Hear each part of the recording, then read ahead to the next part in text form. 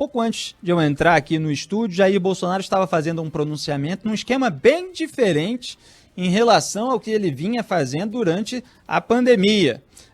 Pode ter sido a comitiva bolsonarista que levou umas chamadas lá em Israel, pode ter sido o próprio discurso do Lula, pode ter sido, claro, o agravamento da pandemia, que fez com que todos agora estivessem usando máscaras e falando sobre acelerar o processo de vacinação. De repente, um cavalo de pau retórico, mas, claro, que conservando o cinismo, a hipocrisia e uma boa dose de mentiras. A gente tem 2 trechinhos aí que a produção, que é rápida, juntou do discurso do Jair Bolsonaro. Vamos mostrar. Fomos e somos incansáveis desde o primeiro momento na luta contra a pandemia. Já temos vacinados no Brasil mais de 10 milhões de pessoas. Isso equivale a uma população maior do que o Estado de Israel, que são 9 milhões de habitantes. O Brasil está fazendo a sua parte. Quer dizer, quanta mentira e meia-verdade juntas.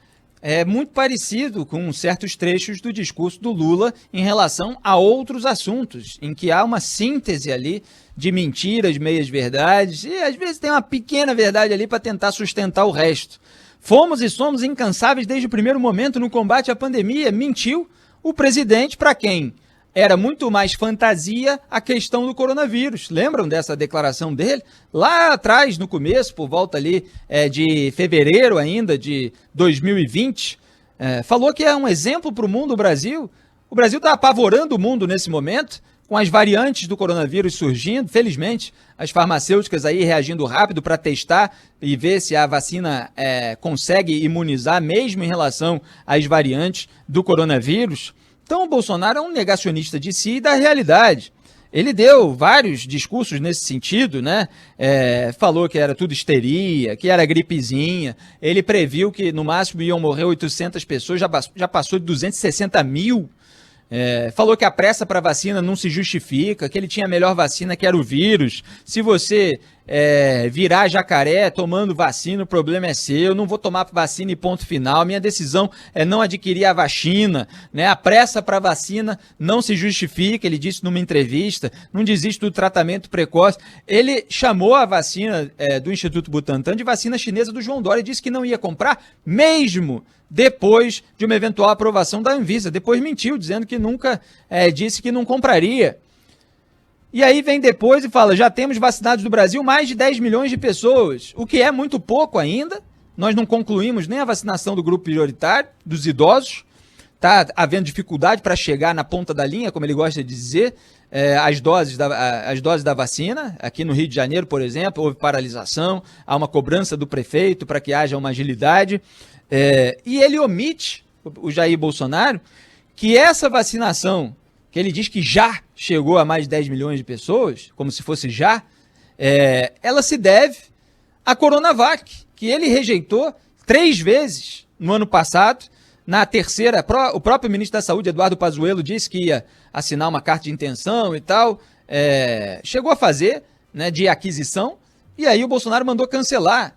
Tudo por causa da sua rivalidade eleitoral com João Dória, tudo por causa da sua pose para a claque virtual à direita, supostamente, mas são os reacionários, é uma alazinha lá da direita, aloprada, em relação aos chineses, para posar de direitista contra a ditadura chinesa, ignorando que é um momento de cooperação internacional para salvar vidas do povo brasileiro. Ele disse que não compraria essa vacina, desdenhou, e agora fala que o Brasil já está vacinando milhões de pessoas. Ora, graças à vacina da qual ele desdenhou. Isso ele omite, como faz a claque microfonada aí, que está faturando alto, passando pano para sujeira. Eles falam, olha, a imprensa diz que a vacinação está atrasada, mas o Brasil já tem milhões de pessoas. Olha, tem graças ao Instituto Butantan, apesar do Bolsonaro.